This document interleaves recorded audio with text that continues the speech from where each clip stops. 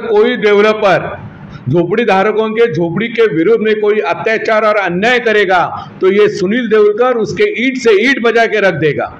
सरकारी एसआरए का आदमी खुद आता है, इसको 15 दिन पहले की नोटिस देनी पड़ती है, अपने पास मीटिंग है ये बताना पड़ता है, शौचालय समाज सार्वजनिक क्षेत्रों पे उसका नोटिस लगाई जाती है कि इतना तारीख को मीटिंग है, यह हॉल में है, और ये सब होने के बाद ही ये मीटिंग होती है, इसको ही अप्रूवल मिलता है, इसको वीडियो रिकॉर्डिंग होती है, गवर्नमेंट का आदमी इसके लिए आता है और उसके बाद ही वो सोसाइटी को मान्यता मिलती है। नमस्कार, आप देख रहे हैं इंडिया स्टार 9 आवाज़ जनता की। आज हम आए हैं सुनील देवलकर जी से मिलने, जो गरीब झोपड़पट्टी वासी है, उनको मदद करने का काम करते हैं, सामाजिक कार्यकर्ता है और ये एसआरए जो है झोपड़पट्टी पुनर्वासन योजना, इसके बहुत बड़े जानकार है। एसआरए के विषय में जो लोगों के अंदर जो संभ्रम है उसके बारे में हम उनसे पूछताछ करने के लिए आए हैं। तो सुनील देवलकर जी, हम जानना चाहते हैं ये एसआरए एग्जैक्टली है क्या? एसआरए के पहले ये अपना गवर्नमेंट ने एसआरडी करके चालू किया था और 1995 को हृदय सम्राट बाला साहेब ठाकरे ने इसको एसआरए करके तहत लोगों को 40 लाख लोगों को मुफ्त घर देने की ये जो योजना बनाई है उसको थोड़ा सा एडजस्टमेंट करने के लिए ये एसआरए बनाया और 225 तभी से चालू हुआ और इसको गति मिली थोड़ी सी, क्योंकि 180 घर लोगों को छोटा गिरता था, 225 होने के कारण लोग थोड़े से आकर्षित हुए और इसमें थोड़ा सा चेंजेस होने के कारण एसआरए का डेवलपमेंट शुरू हुआ। मगर जब शुरू हुआ तभी लोगों ने उसको उतना उत्साह नहीं बताया जितना उसका होना चाहिए था। 2000 के बाद इसको थोड़ी सी गति आई और बाद में इसका जब 269 हुआ तो लोगों के घर बड़े हुए, लोगों की समस्याओं का जो बड़ा एरिया चाहिए था वो मिलने लगा।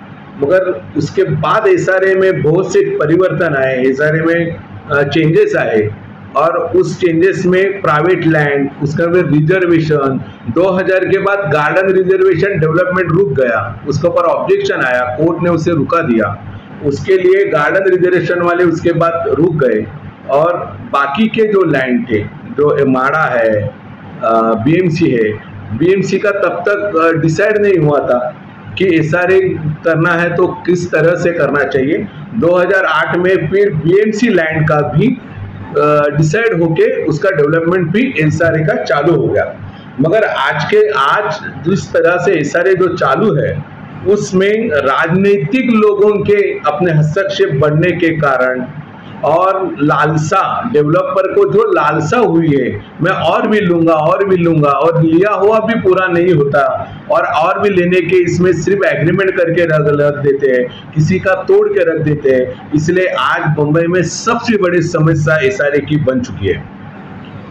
सर, जो एसआरए में जो प्रोजेक्ट है तो कई प्रोजेक्ट में देखा गया है कि 17, 18, 20 साल से प्रोजेक्ट बिल्डर ने हाथ में लिया है मगर उसको पूरा नहीं कर पाए, तो लोगों का मन में सवाल आता है कि ये पूरा कभी होगा, उसके बारे में क्या बताएंगे? ऐसा है ना कि लोग, एसआरए का मतलब ये है कि झोपड़पट्टी पुनर्वासन योजना करके इसका नाम है और ये सोसाइटी की कमिटी ने डेवलपर अपॉइंट करना है।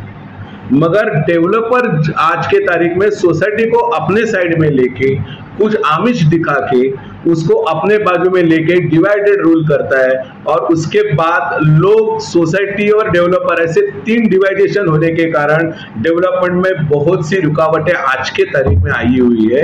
एक दूसरा, प्राइवेट लैंड होगा तो उसका कन्विंस न होने के कारण डेवलपमेंट रुके हुए हैं।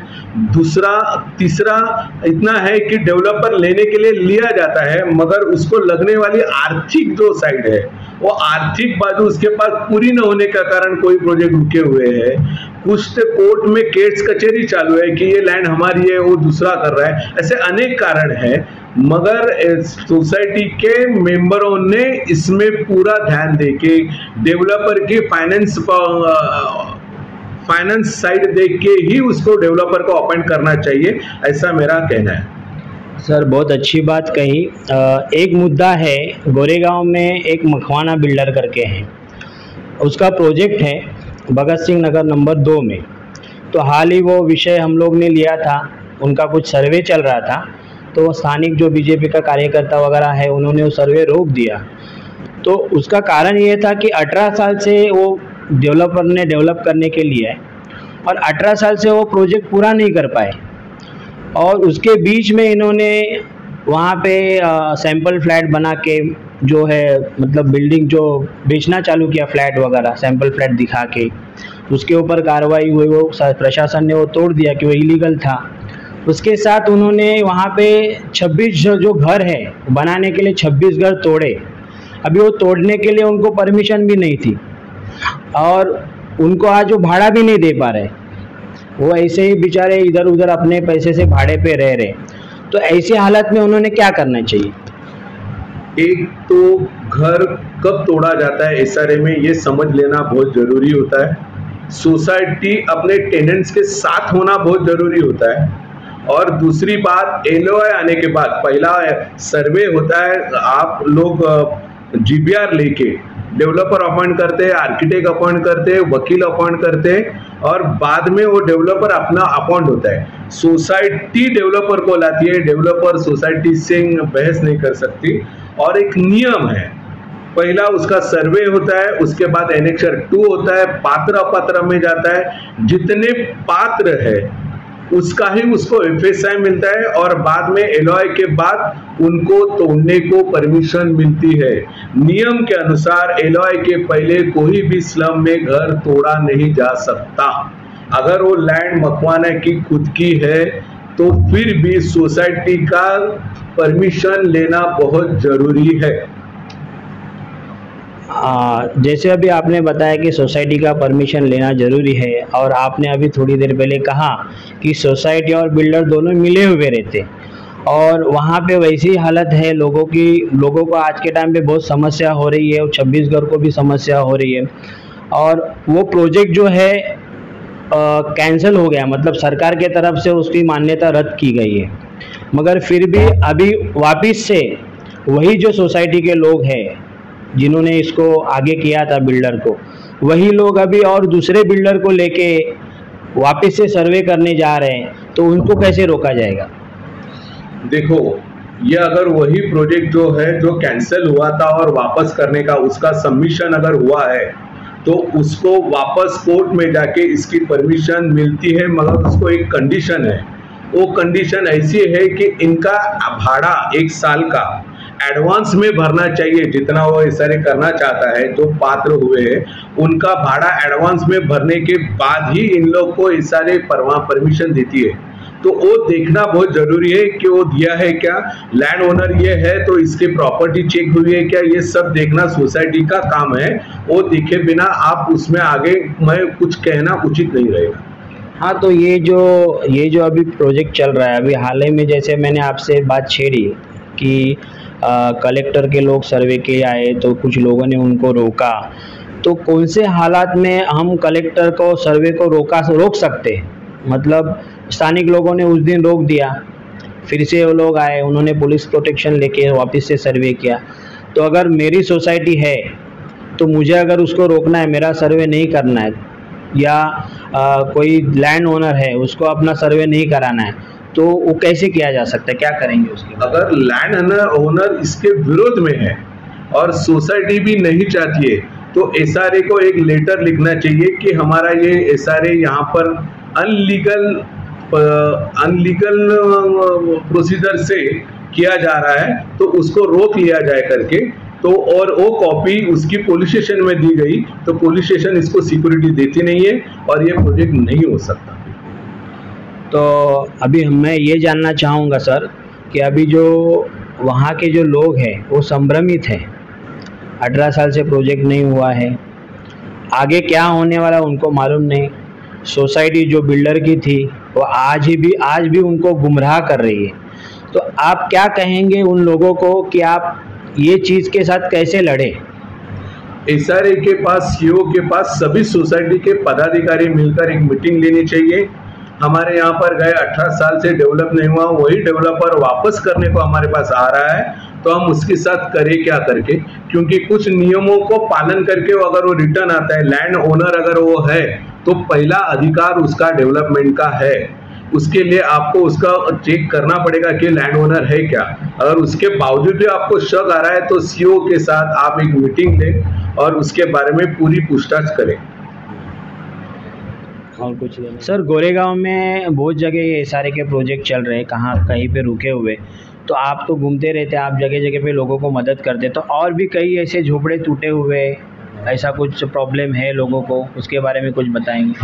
हमारे यहाँ पर जिदामाता नगर करके एक झोपड़पट्टी है, उसको एक डेवलपर ने तोड़ के रखा है। हमारा उस चीज़ पर हमारा ऑब्जेक्शन है कि तोड़ा हुआ उस झोपड़ी को 14 साल होने के बाद भी डेवलपमेंट नहीं हुआ है, और वो डेवलपमेंट जल्द से जल्द हो, लोगों को घर मिले। 14 साल से लोग घर के देहात में है कि घर कब मिलेगा, और अभी तक उनको वो घर न मिलने के कारण लोगों में आक्रोश है, और पूरी तीन डोंगरी उसके लिए डर से माहौल हुआ है, इकट्ठा आई है कि ये डेवलपर के साथ हम जावे तो जावे, क्यों जावे, और उसको पीछे डालने वाले राजनीतिक संबंध होने के कारण लोग और भी डरे हुए हैं। तो ये जो संभ्रमित लोग हैं, इनको आप क्या सलाह देना चाहेंगे? इनको यही कहना चाहता हूँ कि जब तक उसने लिया हुआ पहला प्रोजेक्ट डेवलप पूरा तरह से नहीं होता, तब तक कोई भी अपना डेवलपमेंट को रूम न दे, और सब इकट्ठा मिलके इस पर निर्णय ले। यही मैं आज की तारीख में कह सकता हूँ।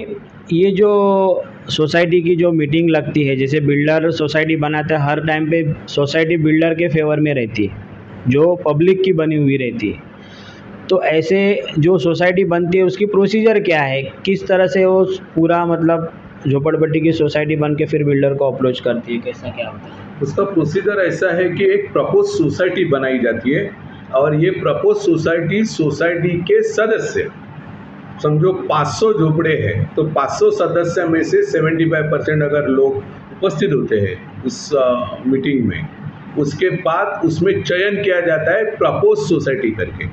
उस प्रपोज सोसाइटी में सेक्रेटरी, अध्यक्ष, खजीनदार और ऐसे सभी प्रकार के लोगों का चयन किया जाता है। उसमें बिल्डर भी चयन किया जाता है। बिल्डर सोसाइटी के पदाधिकारी नहीं चयन करता, और इसको सरकारी SRA का आदमी खुद आता है। इसको 15 दिन पहले की नोटिस देनी पड़ती है, अपने पास मीटिंग है ये बताना पड़ता है। शौचालय, समाज, सार्वजनिक क्षेत्रों पे उसका नोटिस लगाई जाती है कि इतना तारीख को मीटिंग है, ये हॉल में है, और ये सब होने के बाद ही ये मीटिंग होती है। इसको ही अप्रूवल मिलता है, इसको वीडियो रिकॉर्डिंग होती है, गवर्नमेंट का आदमी इसके लिए आता है, और उसके बाद ही वो सोसाइटी को मान्यता मिलती है। सुनील जी, धन्यवाद। आपने हमको, हमारे लोगों को, हमारे प्रेक्षकों को बहुत अच्छी जानकारी SRA के बारे में दी, और उसका उन्हें बहुत अच्छा फ़ायदा होगा। धन्यवाद। ऐसे ही नए नए वीडियो, नई नई समस्या हम आपके सामने लेके आते हैं, जनता की आवाज़ प्रशासन तक और सही जगह तक पहुंचाने की कोशिश करते हैं। अगर ये वीडियो आपको अच्छा लगा तो लाइक कीजिए, शेयर कीजिए, और चैनल को सब्सक्राइब करना मत भूलिए। धन्यवाद।